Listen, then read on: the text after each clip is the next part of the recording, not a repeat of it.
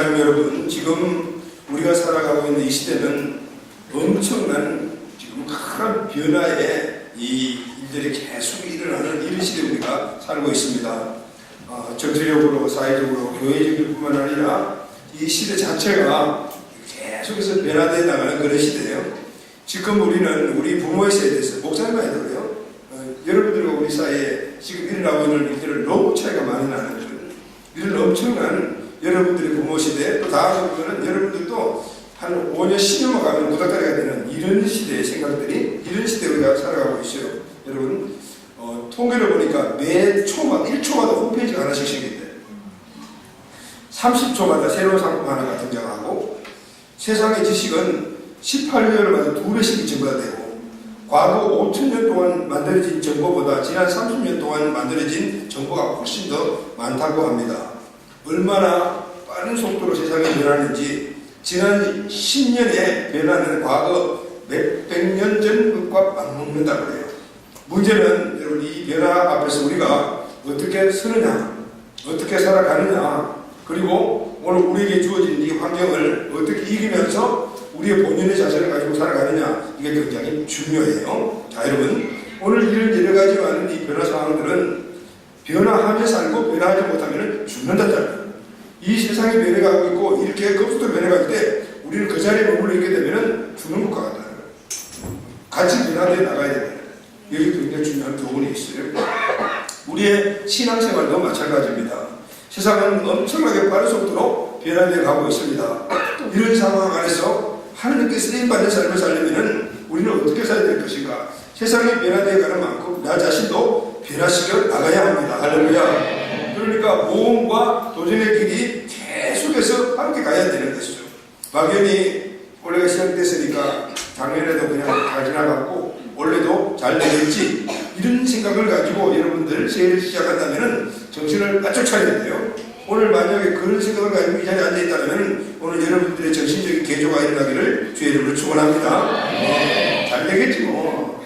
작년에도 그렇게 살아왔는데 이런 생각을 버려요. 새로운 시대에는 새로운 결단을 갖고 새 출발을 해야 합니다.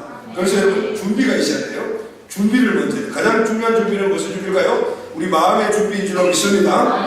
마음의 준비가 먼저 돼야만이 앞으로 우리 삶에서 변화가 일어나는 것입니다. 여러분, 준비가 없이 시작하면 열매도 없어요. 우리는 끊임없이 계속해서 변화되어 가야 돼요. 우리가 변화된 만큼 하나님이 나를 사용하십니다. 아멘. 그리고 이 나라와 교회가 온 열방까지 우리를 사용하여 주실 줄로 믿습니다.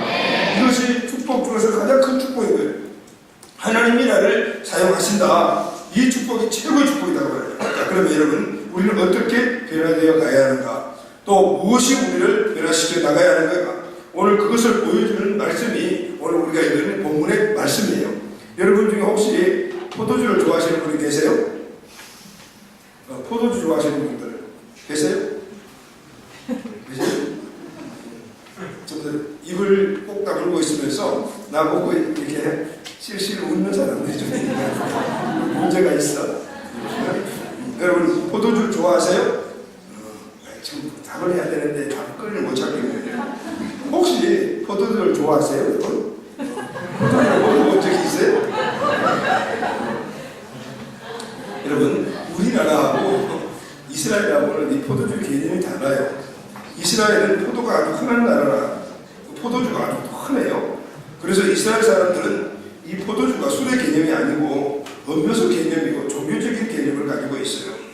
야, 오늘 목사님한테 이야기 잘 들었다.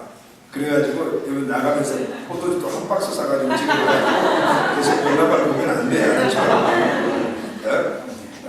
문화가 다르다. 우리나라는 문화가 있기 때문에 성경에는 포도주를 먹더라도 그 성경의 배경이 이스라엘이기 때문에 그 사람들은 먹는 거예요. 우리는 먹으면 안 돼요. 왜냐면 우리나라는 이 술이라는 이 문제에 대해 가지고 이미 많이 갖다 금기시하는 그런 문화가 딱 요즘은 이제 좀 많이 달라졌지만 그래도 이 문화가 우리에게 존재하는 거예요.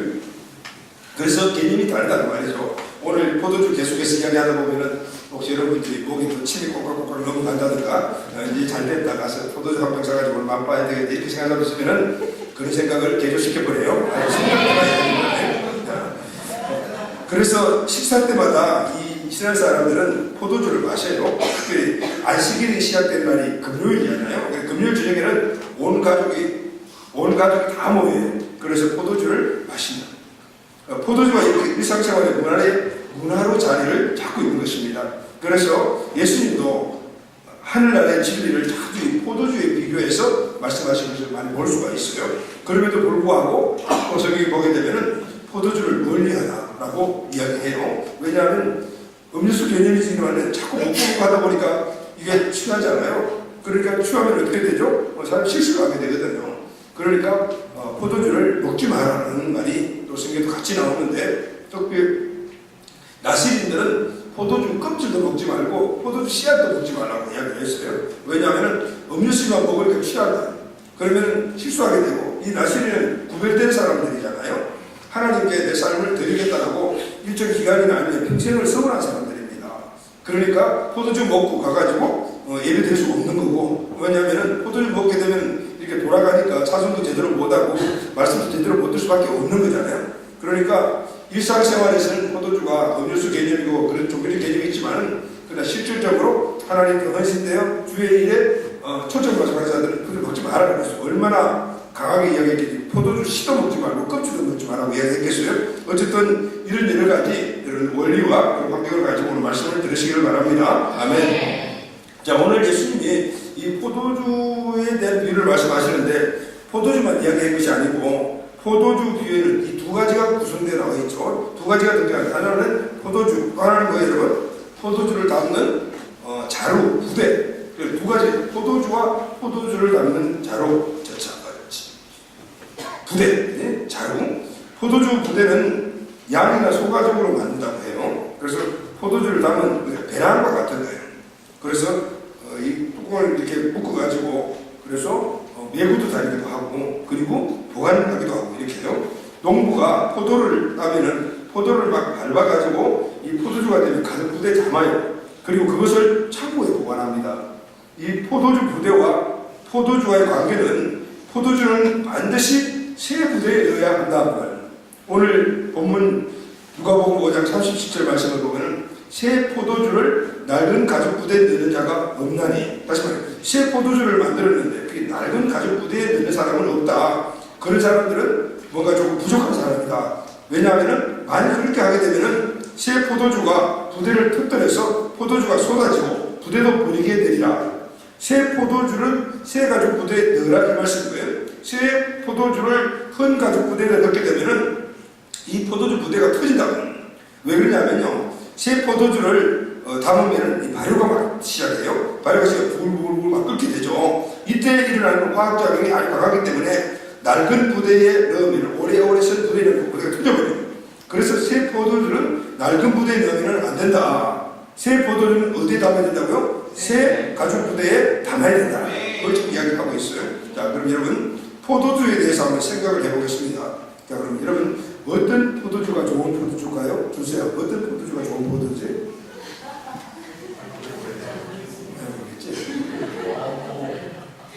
동기는 어떤 포도주가 좋은 포도주 같아?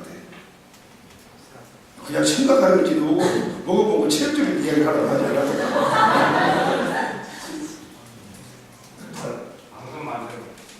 새 포도주가 좋은 포도주겠니? 아니면 묵은 포도주가 좋은 포도주겠니? 새 포도주. 새 포도주? 누구 어떻게 알았어? 그냥 찍은 거야? 정확하게 이야기했으면 우리 동기는 하지만 포도주 맛에 대해서 모른다는 느낌이. 자, 어떤 포도주가 좋으냐면 갓 담근 새 포도주, 아니 오래 묵은 포도주, 오래 묵은 포도주가 좋은 거예요. 집에서 여러분 술을 담궈 보신 분들이 계시죠? 우리 보사님이라고 이렇게 또 계시나요? 보사님 술을 담궈 본 적이 없죠? 김진희 목사님 담궈 봤어요? 내실주 같은 거 한번 담궈 보셨어요? 자, 집에서 술을 담근 분들은 잘 아실 거예요. 목사님도 예전에는 많이 담궈서 아카시아 주라는 것도 있어요. 사모님이랑 예전에 임지에 놓기 전에, 그때는 주말 되면 교회 안 나올 시절이니까 자전거 타고 저쪽으로 산 깊숙이 들어가는데, 그게 어디야? 지금 염통이에요, 염통. 산골짜기 들어가가지고 아카시아를 따가지고 소주를 담아가지고 한 1년 내지 2년 묵히고 나면 그 맛이 아주 기똥찬 거예요. 그래서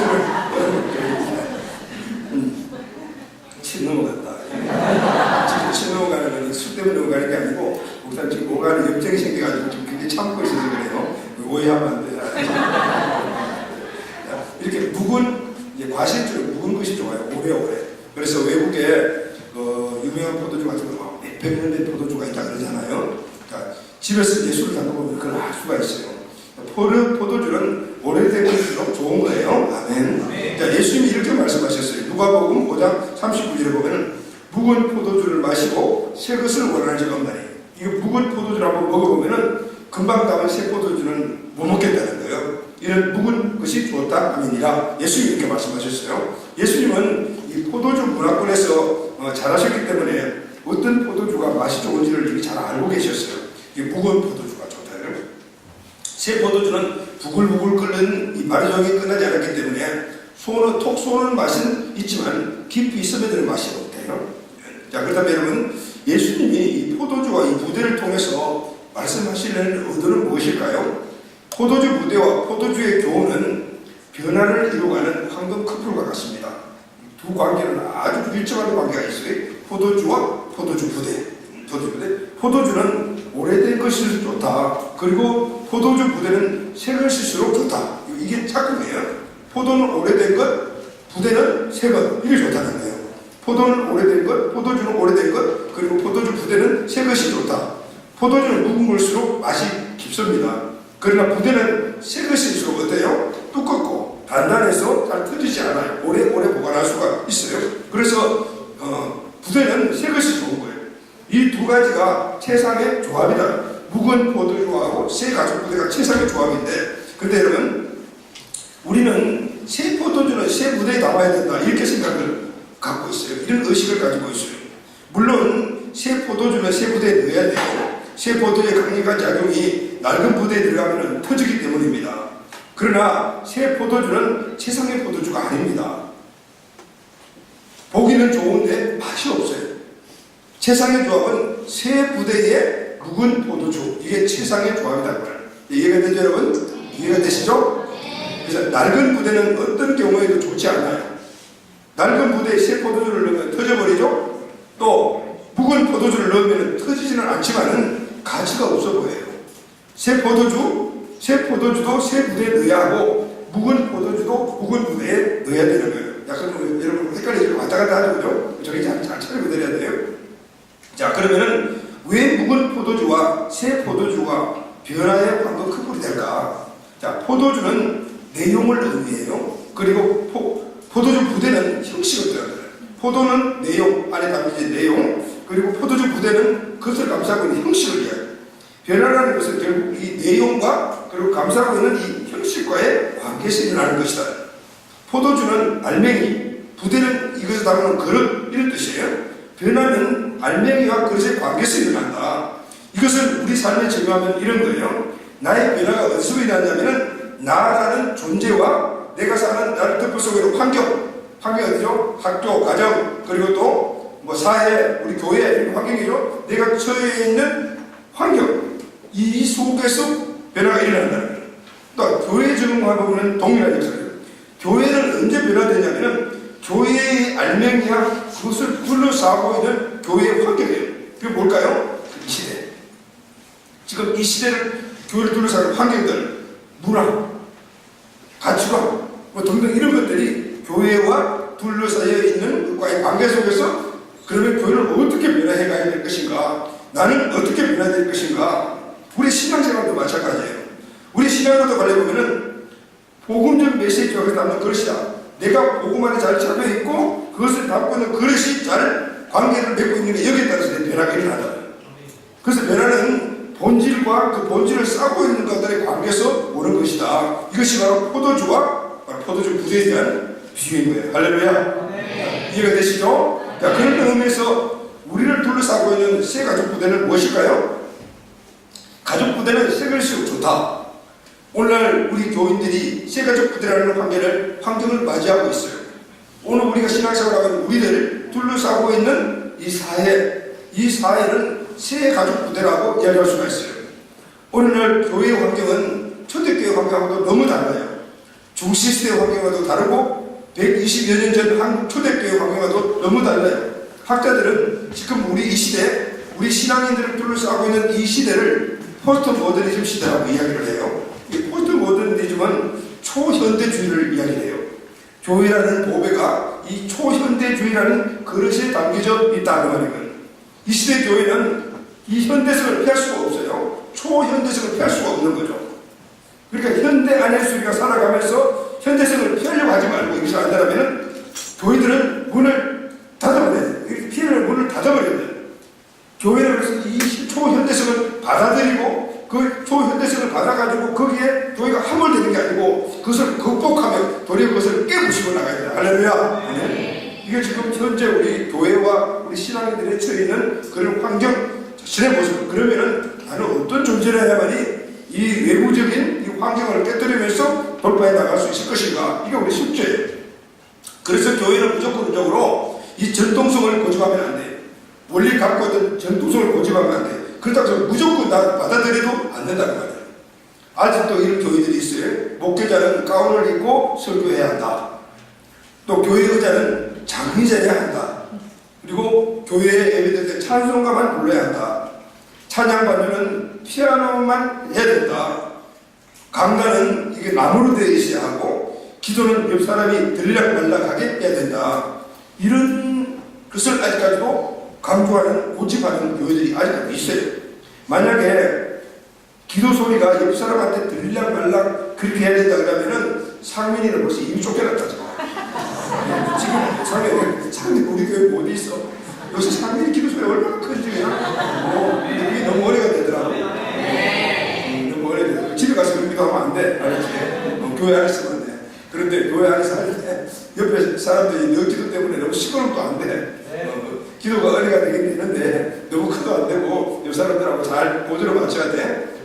상민이 요즘 영적이 영이 키워가지고 완전히 세로를 하는데 세로를 가만히 들어보니까 내가 참 옛날에 은혜 받던 그런 거들 하고 있는 거예요. 무슨 너무 감동적이었어요. 너무 큰 소리를 하면 세로를 못하니까 조심하셔야 돼. 여러분 우리 교회에서 기도하는 타입으로 다른 교회 가서 기도하면은 아마 쫓겨날 가능성이 굉장히 많아요. 그런데 지금 현재는 무슨 시대냐면 가서 이야기하다 보면 왜 그렇게 기도하는가라는 걸 우리가 아마 알 수가 있을 것 같아요. 자, 교회는 이렇게 세상과 타협하면 안 되지만 세상을 이해를 해야 돼요. 아직도 CCM이나 보험송을 투부하는 교회들 아직도 있어요. 그거 맞아 해야 돼 하면서도 안 하는 교회들이 있고 하면 좀 이상하게 생각하는 그런 교회들. 악기를 아직도 사용하지 못하는 그런 교회들도 아직도 있어요. 여러분 피아노는 두세 대 때 술집에서 치는 악기잖아요. 그러니까 예전에 그 피아노 자체도 그건 터부시했던 거예요. 근데 이 피아노는 이미 올드 악기가 되냐 옛날 악기가 되어버렸잖아요. 교회는 시대를 피해가는 것이 아니라 시대를 안고 가야 돼요. 할렐루야. 힘들지만은 안고 가는 이게 바로 시대적 교회다. 그래서 여러분 오늘 우리 교회 안에 3대 사명이 있죠. 시대적 사명 3대 사역. 왜냐하면 이 시대에 우리가 꼭 받아들여가지고 그것을 우리의 가치관과 복음의 가치관으로 바꿔야 나가는 그런 것들이 이게 뭐냐면 청소년 선교, 그리고 교육문화 선교, 회복 사역.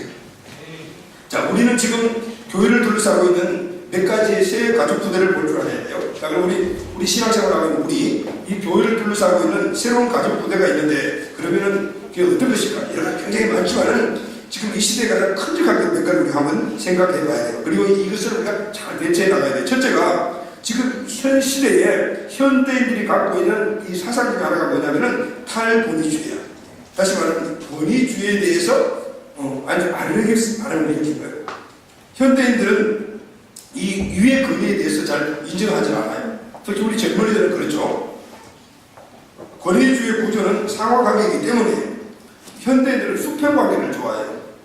사람들은 리더십을 원하지만은 헤드십을 내게 다시 말하면은 위에서부터 내려오는 그런 그 권위에 대한 그런 리더십을 싫어한다. 이게 헤드십이라고 해요. 이게 싫어한다. 수평적인 관계의 리더십을 너무너무 좋아해요. 그래서 교회에서도 지도자들에 대한 권위를 잘 인정하지 않으려고 해요. 자, 우리 교회는 그래도 얼마나 다행인지 모르겠어요. 목사님, 장로님, 집사님, 그리고 셀리드에 대해서 권위를 다 인정하면서 그렇게 또 함께 순종하면서 그걸 이루어가는 걸 한번 보기 좋죠. 할렐루야. 네. 그런데 현대인들의 특징이 그게 아닌 거예요. 결국은 이런 탈권위적 이 문제는 교회의 머리 대신 예수 그리스도에 대한 주제권을 무산하는 결과를 갖게 되는 거죠. 자, 그러면 어떻게 할까요? 교회와 우리는 어떻게 해야 될까요? 지금 세상은 그렇게 탈권위적 이 주의들이 특히 젊은이들이 모든 것을 그렇게 해야만이 뭔가 적응하려고 하는데 교회는 그러면은 완전히 하나님 주권성 그렇게 이야기를 해서 무조건 순종해 무조건 순종해 이렇게 이야기할 수는 없는 거잖아요. 그럼 어떻게 될까요? 교회는 이런 세상에 사람들이 갖고 있는 이 사상, 이 생각의 가치를 먼저 이해를 해야 돼요. 교회 와가지고 말 잘 안 듣는다고 자꾸 대든다고 해가지고 야 너 그렇게 버릇 없어 이렇게 이야기를 하면 그 사람 결국 교회를 안 오게 될 거라고요. 지난번에 잠깐 한번 설명했나요? 오조에서 온 제니가 그 이야기를 하더라고요. 그 목사님 처녀가 그 이야기를 하더라고요. 그게 큰 교회가 하나 있는데 한국에서 지금 목사님이 오시는데 새로 오신 목사님이 왔는데 거기에 있는 처녀들하고 소통이 안 된다. 왜 소통이 안 되냐니까 이 청년들이 벌칙을 먹었다는 것이죠. 왜 그것이 없냐?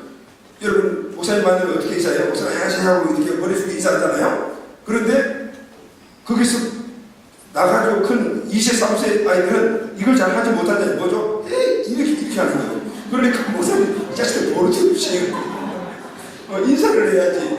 이게 인사인데 그 인사라는 이 개념을 갖다가 목사님은 한국의 문화에 젖어있기 때문에 모르는 거죠. 그러니까 뭘 이야기하게 되면 거기 딱 들고 항상 이야기를 하잖아요. 여러분들 목사님 얘기가 독이 안 들죠? 그 약간 숙여가지고 이야기를 하잖아요. 그 이야기는 종국의 것인데 거기 딱 들고 이야기하고 막 이러면서 이야기를 하잖아요. 이 자식들 이러면서 이야기를 하니까 자식들이 엄청나게 버릇없구나. 그리고 지나가면서 에이 목사님 툭 치고 지나가. 여러분들 그래도 목사님 맞아줬죠. 그런데 딱 치고 지나가고 그게 완전 치면 그거는 인정을 못하는 거예요. 그러니까 버릇없다고 맨날 야단치니까 그 목사님 모시고 난 다음에 그게 천국으로 말을 주면 돼요. 지금은 우리나라도 그런 식으로 돼 가고 있잖아요. 자, 이런 탈권위주의에 이 생각에 젖어 있는 친구들이 교회로 온단 말이죠.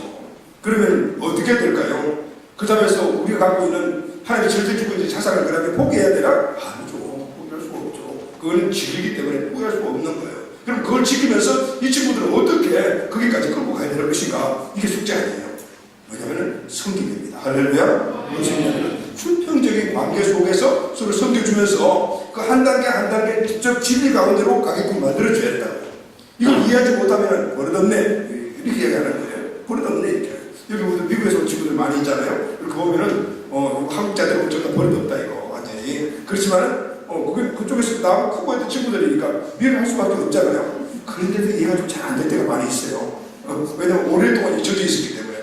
목사님 같은 게 나이가 많고 또 목사님은 오랫동안 군대 생활했기 때문에 그게 또 체계적인 것들이 너무 정확하게 맺혀져 있잖아요. 그래도 이해해야 돼. 왜냐하면 시대적인 조례다. 그러니까 물이 없잖아요. 물이 있어요? 준수에 물이 없지. 그지? 준수 어디 있네? 여기 물이 없지, 그지? 목사님 물이 없지. 잘 지내고 있지? 친구 같지? 보통 친구는 아니야, 그지? 그래서 섬겨주는데 이 섬겨주는 것이 어디서 있냐면은 바로 세례에서 섬겨줘야 돼요. 친근감을 섬겨주고 그래서 그런 문화적인 것들을 극복할 수 있도록 도와줘야 된다. 만약 그 사람 터부시해 버리면 앞으로 우리 청년들을 발걸음도 하지 않아요. 자 여러분 또 하나 교회가 담고 있는 또 하나의 새 부대는요 체험적 경험주의예요. 자 현대인의 특징 중 하나가 체험에 대한 관심이 엄청 높아요. 지금 세상에서 잘 되고 있는 산업 중에 하나가 관광산업이라고 해요. 미국의 경우 관광산업은 2.5초마다 새로운 직업이 하나씩 창출되면서 매일 32억 달러의 투자를 발생시키고 있다고 해요. 왜 관광산업이 최고의 산업이 되었는가? 이것을 분석한 사람은 현대인들은 참여하고 체험하는 것을 좋아하기 때문이다 그랬어요. 여러분 현대인들은 참여하고 체험하는 것을 좋아해요. 예전에는 관광하면은 가가지고 한번 둘러보고 경치 관람만 보는 것이 요즘은 안 그래요. 가면 뭐예요? 꼭 체험하는 걸 하면 돼요. 오토바이를 타본다든가 뭐 파라글라이딩을 한다든가 이런 걸 꼭 안에서 들어있단 말이죠. 왜냐하면 현대인들이 그걸 좋아하기 때문에 참여하고 체험하는 걸 좋아하기 때문에 여러분 교회와 성도들도 이렇게 체험해야 된다. 할렐루야. 아멘. 그래서 이런 교회들이 성장하고 있는 거예요. 체험적인 것을 계속해서 강조하고 그리고 성도들에게 경험하고 체험시키는 교회들이 성장을 하고 있어요. 미국에서나 한국에서 가장 빠르게 성장하는 교회들 보면 다 모순적 교회라는 것이죠. 왜 그런가 하면 강력한 영적인 경험을 하기 때문에 수복이 모순적 교회잖아요. 그러면 체험하면 달라지는 거예요. 오늘 우리 아까 이야기했죠. 오늘 그 예배 우리 수련회 참석해가지고 큰 영적 체험을 했던 사람들이 이때까지 몇 년 동안 뭐 1년, 2년 동안 신앙생활을 몇 년이 안 그거 한 번쯤은 딱 바뀌어지는 거예요. 왜냐하면 살아계신 하나님을 직접 만나기 때문에. 할렐루야. 그래서 여러분, 우리는 신앙생활에서 체험적인 신앙생활을, 예전에는 그냥 이성적인 그런 학문에 우리가 젖어 있어가지고 교회에 오면 맨날 성경 공부를 하려고 했는데, 자, 이것도 분명히 굉장히 밑바닥이 되어야 되지만은, 그러나 지금은 왜 체험적인 그런 신앙 활동이 있어야 되는 거예요. 기도에 사는 모습도 없고, 치유받고, 내 안에 있는 악한 것들이 떠나가고, 이걸 뭐 계속 체험해야 돼요. 그럴 때 하나님의 살아계심을 증명하게 되는 것이에요. 아멘. 체험하면 달라지는 거예요. 지금 시대가 그렇게 체험을 원하는 거죠. 예전에 CCC 같은 선교단체는 아주 이성적인 그런 그 선교단체잖아요. 지금 CCC는 그냥 주저앉았어요. 그러나 YM과 같은 예수 전도가 그런 선교단체가 정말 일어나고 있는 거예요. 그리고 강력하게 성령 체험을 요구하고 그렇게 시키는 그런 선교단체이기 때문에 그런 거예요. 그래서 여러분, 우리도 모든 신앙생활 성장하기 위해서는 성령 충만, 치유, 체험, 은사, 체험, 기름 부으시는 이것들이 항상 우리에게 있어야 될 줄로 믿습니다. 또 현대인들의 하나의 특징이 뭐냐면은 소통관계예요. 현대인들은 통하는 사람, 통하는 문화, 통하는 관계를 좋아해요. 서로 통하더라고요. 과거에는 교회가 동네 조항에 또 쓰기만 해도 그때는 교회를 존경했어요. 근데 이제는 세상과 소통하지 않는 교회는 존재가 안 되는, 세상과 소통에 끈이 없는 교회는 존립이 안 되는 그런 시대예요. 지역사회와 소통해야 하고, 또 섬기지 않는 다른 교회들도 소통을 해야 되는, 이 지역사회를 섬기지 않으면은 오늘 이 지역과 우리가 소통이 되지 않으면요, 이 교회가 여기서 왕따가 되는 거예요. 그래서 우리 끊임없이 나가서 쓰레기도 줍고, 이 동사무소 가가지고 어려우신 분들도 돕고, 매일 그렇게 하는 이유들이 뭐냐면 이 지역과 소통을 하는 거예요. 그렇지 않으면은 이 교회는 맨날 여기 와가지고 주차한 문제만 생기고, 그리고 계속해서 문제만 생기고 시끄럽게만 하다, 이렇게 하면 교회가 왕따되게 되면 이게 존재가 어려워진단 말이죠. 옛날에는 교인들이 교회 나오면 설교만 들어도 은혜가 받았어요. 그래, 지금은 설교만 들어는 안 돼요. 즉 하나님과의 관계만 안 된단 말이에요. 관계만으로만 안 돼요. 교인과 교인 관계 소통이 있어야 되는 거예요. 가장 원활한 소통은 소그룹에서 이루어지는 거예요. 그래서 여러분, 오늘 우리의 셀그룹이 바로 대안이다 그 말인 거예요. 할렐루야. 셀교회 목적이 바로 여기에 있는 거예요. 성도가 소통시키고, 생각이 들어왔을 때 이 셀그룹 안에서 소통시키는 거예요. 그래서 여러분, 지금은 모든 교회들이 이 소그룹들이 다 있어야 돼요. 우리가 전인적인 이런 소그룹들이 없으면은 세상 사람들과 소통도 안 될 뿐만 아니라 교회 온 사람도 소통이 안 되는 거예요. 대그룹 예배에서 예배가 드리고 집으로 가버리게 되면 소통할 방법이 하나도 없는 거죠. 할렐루야. 아멘. 또 요즘 우리 청소년 청년들의 강력한 이 세상에 하나의 그런 문화는 뭐죠? 여러분, 핸드폰 갖고 있는 핸드폰, 그죠? 핸드폰. 그리고 게임 문화. 이런 것들이 어떻게 보면은 그릇이고 그 안에 우리가 담겨져 있는 거예요. 그럼 이걸 어떻게 될 것인가? 그렇다고 해서 여러분, 핸드폰 우리 사용하지 않을 수가 없잖아요.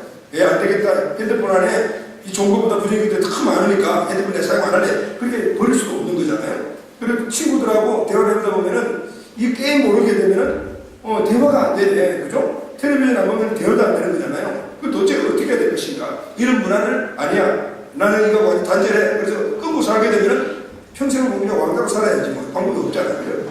그런데 이걸 어떻게 소화시켜야 되느냐? 이게 중요하단 말이죠. 여러분들이 바로 묵은 포도주라면은 여러분들이 살고 있는 핸드폰 문화나 인터넷 문화나 이런 것들은 다 뭐냐면 새로운 가족들이란 말이에요. 이 시대에 새롭게 만들어진 이 세상의 문화이기 때문에 오늘 이것을 표시하면은 우리는 그냥 못하게 사가지고 산에 올라가서 혼자 살아야 돼요. 그럴 수는 없는 거잖아요. 어떻게 해야 되느냐? 그래서 이것을 우리가 좋고 나쁜 것, 옳고 그런 것을 분별할 수 있는 영적인 안목이 우리 계셔야 돼요. 할렐루야. 분별력이 있어야 된단 말이죠. 핸드폰에서 쏟아져 나오는 수많은 정보들, 오늘 그것을 보면서 아, 이거는 나한테 해롭구나. 그래서 안 볼 수 있는 분별력과 결단력이 있어야 되는 거예요. 그리고 좋은 것 같이 하면 얼마나 좋은 게 많아요. 그죠? 순기능을 가지고 우리가 그걸 대하게 되면 우리가 너무나 좋은 것들이 많아요. 플러스 살 수가 없는 거잖아요. 게임 문화도 마찬가지 같아요. 그래서 여러분, 오늘 이 시대에 이 마귀가 만들어 놓은 이런 문화들, 여러분, 이것을 오늘 우리가 되면 돌파해 나갈 수 있는, 이것을 선도해 나갈 수 있는, 우리가 그게 막 함몰되는 게 아니라 선도해 나갈 수 있는 그런 전문가들이 일어나야 돼. 할렐루야. 여러분, 왜 우리 교회 문화사역자들을 키우려고 하냐면은 이 문제들이 있거든요. 도대체 예수 믿는 우리 청소년 청년들이 핸드폰에서 어떻게 뭔가 구별해가지고 어떻게 해야 될지 모르는 거예요. 그리고 거기서 나오는 그런 아주 재미있는 거, 여러 가지 많은 야구 수영자가 황홀한 막 빠져나가고 핸드폰 속으로 막 들어가는 거예요. 이렇게 막 영화는 핸드폰 속에 들어가요. 이렇게 들어가. 카페에서 애들 우리 청소년들 캐릭터 갖고 있는 거 보면 막 들어가는 거예요. 그러면은 그 들어가서 만드는 그런 아이템들이 뭐냐? 여러분 그것보다 더 재미있는 것을 기독교 문화에서 만들어야 돼요. 할렐루야. 그래서 기독교 문화사역자가 필요하고 오늘 우리 안에 베트남 문화아카데미를 만든 이유가 바로 그런 거예요. 앞으로 여기에 일생에 평생에 사명을 삼고 살아가는 그래서 그 세상의 문화를 선도해버리는 그런 역사들이네. 여러분 만약에 여러분들이 밖에 아이돌이나 그런 그룹들이 막 공연하는 콘서트에 가게 되면은 그게 가보진 않았지만은 텔레비전에 잠깐 나오는 걸 보게 되면은 정말 빨리 들어갈 수밖에 없어요. 조명, 무대, 관객 이런 부분들 그게 가가지고 한 2시간 뛰다가 오늘 오후 예배 와가지고 여기서 앞에 뛰라 그러면 뛸 맛이 정말 안 나올 것 같아요. 왜냐하면 조명도 아무것도 같지 않고 재미도 하나도 없잖아요. 이런 문화를 선도할 수 있는 그런 교회를 우리가 만들어 가야 돼요. 할렐루야. 자, 이런 것들이 여러분 세가족 부대라고 말할 수 있어요. 가족 부대는 시대마다 달라요. 시대 정신은 시대마다 다르고 교육 환경은 나라 민족마다 다 달라요. 가족 부대는 새 것이었지만 시간이 지나면 낡아지고 변합니다. 이것이 문제가 됩니다. 그래서 교회는 변하지 않는 것들을 붙잡아야 될 줄로 믿습니다. 그것이 새 가족 부대에 묵은 포도주를 담는 거예요. 그래서 교회는 늘 변하지 않는 묵은 가치를 가지고 있어야 돼요. 겉으로 이 가족 부대는 계속해서 변하지만은 그냥 그 포도주는 변하지 않는 묵은 가치 있는 묵은 포도주를 담고 있어야 된다 그 말이죠. 그래서 교회는 늘 변하지 않는 이 묵은 가치를 가지고 있어야 되는데 누가복음 5장 39절 보면 묵은 포도주를 마시고 새 것을 아는 자가 없느니 묵은 포도주에 대해서 그 맛에 대한 중요성을 아는 사람들은요 절대 새 것을 안 먹는다고요. 여러분 묵은 포도주는 변하는 세상에 변하지 않는 즉 복음이다. 할렐루야. 세상은 변합니다. 그러나 복음은 절대로 변하지 않습니다. 세상은 새 것을 좋아합니다. 그러나 복음은 옛 것이며 그것이 진국입니다. 진리이기 때문에 변하지 않는 거예요. 원래 것이 진짜다는 말입니다. 자, 그럼 여러분 그래서 우리는 이 새 가족 부대와 이 새 포도주를 혼돈하면 안 돼요. 가족 부대가 새 것이 좋다고 포도주까지 새 것이 필요가 없다고요. 사람들은 다 새 것을 좋아해요. 그러나 가장 좋은 것은 묵은 것이다. 교회 안에서 언제나 새롭고 언제나 듣기 좋고 언제나 솔깃한 이야기만 찾아서는 안 된다는 어떤 분이 그래요. 목사님 설교는 이게 묵은 포도주라도 한 몇천 년 묵은 포도주예요. 왜냐하면 재밌는 이야기가 하나도 많은데요. 그렇겠구나 이런 생각이 들었어요. 그대로 묵은 포도주가 더 좋은 거예요. 아멘. 교회 안에서 언제나 새롭고 언제나 듣기 좋고 언제나 솔깃한 이야기만 찾아서는 안 된다. 근데 솔직히 말해서 청소년 청년들하고 또 유머도 하면서 이렇게 소통을 좀 하고 싶은 설교를 하고 싶어요. 그런데 그런 것들을 좀 만들려면 시간이 너무 많은 거죠. 너무 많이 투자하다 보니까 하고 싶어도 못하는데 자 빨리 다음 세대에 여러분들에게 정말 맞는 그런 묵은 포도주인데 새 옷을 입은 그런 사역자를 빨리 보내달라고 기도하세요. 아멘. 자 교회를 담는 그릇은 날마다 새로워져야 해요. 형식과 제도와 스타일이 새것일수록 좋아요. 건물도 새것이 좋아요. 최첨단 영상과 다양한 악기를 동원한 시시한 찬양 이런 것들은 새것일수록 너무 좋아요. 우리도 원래는 여기 있는 이 악기들과 여러 가지 사람들 좀 변화를 좀 주려고 생각을 해요. 너무 구닥다리야. 너무 옛날 걸 쓰니까 너무 은혜가 안 되는 것 같아요. 요즘 보면은 앞에 여기 모니터에 있는 교회들이 별로 없어요. 모니터 전부 다 무선으로 다 하잖아요. 그러니까 소리도 너무 큰 소리가 너무 크니까 아마 여기 우리 이제 적응돼서 우리 처음 오시는 분들은 정말 고막이 막 찢을 것 같은 느낌이 들 거예요. 근데 시스템이 어쩔 수 없어요. 그리고 원래 좀 바꿔나가야 될 것 같아요. 아멘. 그리고 우리가 지금 꿈꾸는 그런 건물이 있어요. BCMC죠. 베델 컴플렉스 미니스트리 센터에서 모든 시스템이 함께 갖추어진 것 이제 하나님께서 우리에게 주실 거라고 믿어요. 이 안에 예배실부터 시작해서 모든 활동을 다 할 수 있는 것.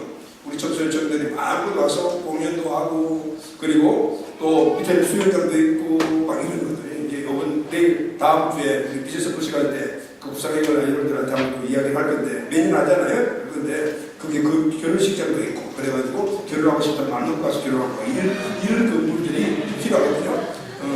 10층짜리 건물을 하면은 모든 것들이 어우러지는 이런 초현대식으로 밖에 십자가 없는 교회 할렐루야. 그러면 누구나 와서 거기서 자기들의 어떤 취침을 하면서 서서히 요즘은 교회들마다 어떻게 하냐면 1층에 완전 카페를 다 만들어요. 그리고 2층, 3층에 예배실을 만들어가지고 새신자들 오면은 카페를 보고서 올라가는 거예요. 카페 너무 좋다. 그리고 내려와가지고 찾아 먹고 와야지. 그래서 먹고 앉아있다가 거기서 이제 건물망에 걸려지는 거예요.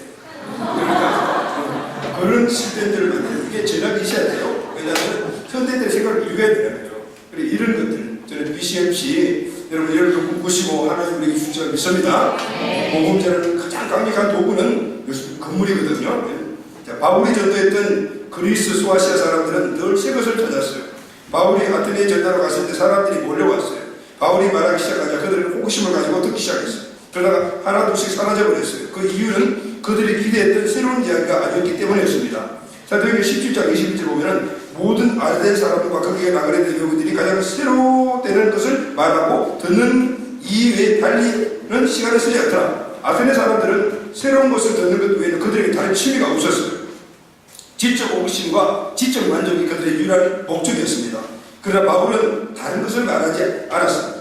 오직 십자가에 달려주신 예수님과 3일 만에 부활하신 예수님을 말하자 그들이 바울을 야유하면서 다 도망가 버렸어요. 여러분, 새 것과 새로운 것은 달라요. 우리가 찾아야 할 것은 새 것이 아니고 새로운 것입니다. 바울이 고린도에 갔을 때 사람들은 새 것을 찾고 있었습니다. 바울이 십자가에 죽은 예수님과 부활을 말했을 때 그들은 냉소를 듣지 않았습니다. 그때 바울이 아주 마음에 빡시게 결심을 하고 냉소를 짓는 그들에게 마음을 먹고 선포한 말씀 고린도서 15장에 나오는데 고린도전서 1장 1절에서 2절 말씀을 보게 되면 그 동기가 먼저 나오는데 이래요. 형제들아 내가 너희에게 전한 복음은 너희가 알게 하느니 이는 너희가 받은 것이요 또 그가 쓴 것이요 내가 만일 나의 전한 그 말을 지키고 헛되이 받지 않냐면 이런 말을 돈을 받으리라. 내가 너희에게 전한 것은 복음인데 너희가 헛되이 받고 있니?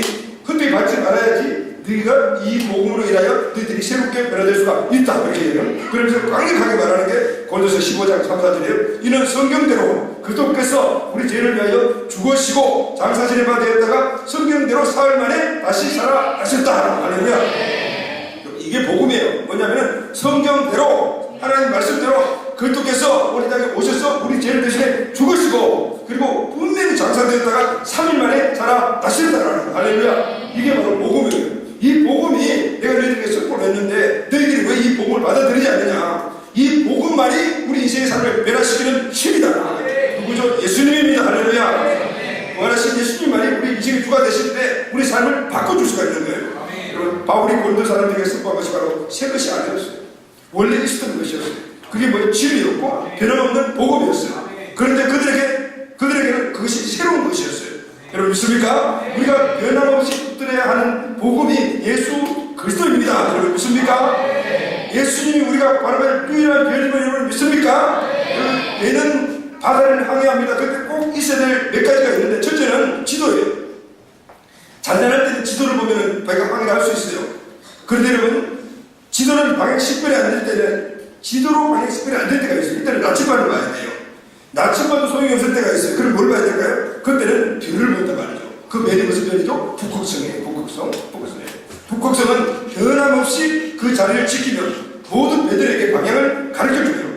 예수님은 우리의 북극성이에요. 베드로후서 1장 19절 1장 11절 말씀 보면 그는 우리의 샛별이요 계시록 20장 10절 보면 그는 우리의 새벽별이다 라는 말씀. 이 변하지 않는 예수 그들을 바라보는 것이 우리의 변화의 시작이다라는 거예요. 아멘. 예수님 변하지 않는 그분을 바라보는 것이 오늘 우리가 바로 묵은 포도주가 되는 거예요. 이 묵은 포도주, 예수님을 바라보는 우리 묵은 포도주가 될 때 우리의 지금 환경에 이 새로운 시대의 좀 가치관이나 등등 이 모든 것들을 우리 이겨나갈 수가 있다. 할렐루야. 모든 것이 예수로부터 시작하여 예수 그들을 마치고 우리는 두 가지 변화 요소를 보아야 돼요. 하나는 포도주, 부대요. 하나는 포도주. 내 생각과 교회는 끊임없이 변화돼.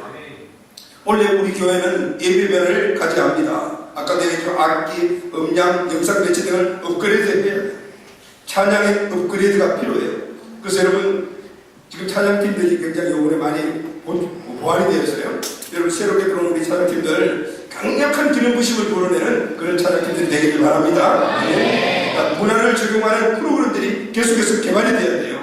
탁월한 현대적 감각의 예배와 앞서가는 시대가 필요해요. 지금 우리 조금 교회지만 여러분 우리의 자리가 아닌 거예요. 앞으로 수원시 그리고 경기도에 있는 우리 청소년 청년들을 함께 모여 함께 예배하는 수천 명이 함께 예배할 수 있는 그런 것들이 우리의 꿈이다. 할렐루야. 그 자리에서 하나님의 역사하시는 한번을 변화시키는 하나님의 놀라운 능력을 보는 것들이 우리의 꿈이다. 그 말이에요. 꿈이다. 영유아 어린이 청소년들에게 필요한 교육 문화 한번 우리가 만들어야 돼요. 우리는 이러한 포도주 모델을 계속해서 만들어 가야 되는 거예요. 맥그레스라는 기독교 미래학자가 있었는데 이분은 이런 이야기를 했어요. 교회가 변함없는 모습으로 남아 있으려면 교회는 계속해서 변화되어 가야 한다. 교회가 변함없는 모습으로 남아 있으려면 교회는 끊임없이 계속해서 변화되어 가야 한다. 여러분 이거는 교회뿐만 아니고 우리도 마찬가지예요. 오늘 우리가 변함없는 모습으로 하나님 주신 사명을 감당하는 모습으로 하나님 자녀의 모습으로 남아 있으려면 우리는 계속해서 변화되어 가야 한다. 할렐루야. 교회가 변화된 만큼 교회는 변함없이 쓰일 수 있다. 만약 변하지 않으면 그냥 도태되어버리는 거, 없어지는 거예요. 없어지는 거예요. 그래서 변하지 않으려면 변해야 된다는 거예요. 그래 여러분 이런 외적 변화만 가지고는 안 돼요. 가장 중요한 건 마음의 변화라고 이야기했는데 바로 내적 변화가 따라와야 돼요. 오늘 이 말씀으로 결론하겠습니다. 내적인 변화는 영원히 변하지 않는 예수 그들을 영원히 붙잡는 것이다. 아멘. 지금 전 세계적으로 부흥되는 교회의 특징이 있어요. 묵은 포도주를 가진 교회가 부흥되고 있고 21세기 들의 특징은 사람들은 점점 종교에 대해서 관심이 잃어가지만 영적인 것에는 더 관심을 갖는다는 거예요. 교회는 안 오는데 이 영적인 것에 대한 엄청 관심을 갖고 있어요. 여러분 유튜브나 그런 그 영상들 이런 데 가보게 되면 무당들이 난리법석을 들고 있고 점쟁이들이 난리법석을 들고 있고 뭔가를 치어내는 사람들이 가지고 오는 이런 것들을 지금 볼 수 있거든요. 뭐냐면은 종교로 가시는데 뭔가 신기한 거 여기는 초집중한단 말이에요. 왜냐하면 사람들이 체험적인 것을 경험적인 것을 원하는 그런 시대이기 때문에 여러분 이건 다분히 마이가 만드는 함정인데 근데 여러분 오늘 우리는 이것을 잘 이용할 줄 아는데 시대가 그러니까 그릇이 그러니까 부대가 그러니까 오늘 이것을 우리가 잘 이용을 해서 오늘 그것을 이기며 돌파해 나가야 된다는 거야. 아멘. 미국인의 65%가 교회를 안 나간다고요. 그러니까 89%는 여전히 하나님이 필요하다고 교회가 살아있는 하나님을 만나게 해주지 못하니까 교회 안 나가는 겁니다. 그들은 여전히 하나님을 갈망하고 있습니다. 여러분 미국만 그렇겠습니까? 오늘 이 나라도 우리나라도 똑같아요. 교회는 안 나가지만 영적 그런 체험적인 것을 요구한다면 뭔가 절대 자에 대한 갈망이 있다고 하는 거예요. 이해가 되시죠 여러분? 이해가 되잖아요. 그래서 어떤 사람이 이 시대의 특징을 종교에서 영성으로 가는 시대라고 이야기했어요. 그래서 교회가 껍데기를 벗고 정말 사람들에게 필요한 것을 나눠줄 수 있어야 돼요. 여러분 체험적인 것들은 우리가 아까 말했던 영적인 능력에 대한 이런 체험이 아니고 수없이 많은 체험이 있어요. 가장 큰 체험은 사랑의 체험인 줄로 믿습니다. 오늘 교회 와서 오늘 따뜻한 분위기 안에서 예수의 사랑을 맛본다면 그 사람들은 예수 믿게 되어 있어요. 진정한 변화, 이 시대의 변화의 주역이 될 사람이 그럼 누구인가?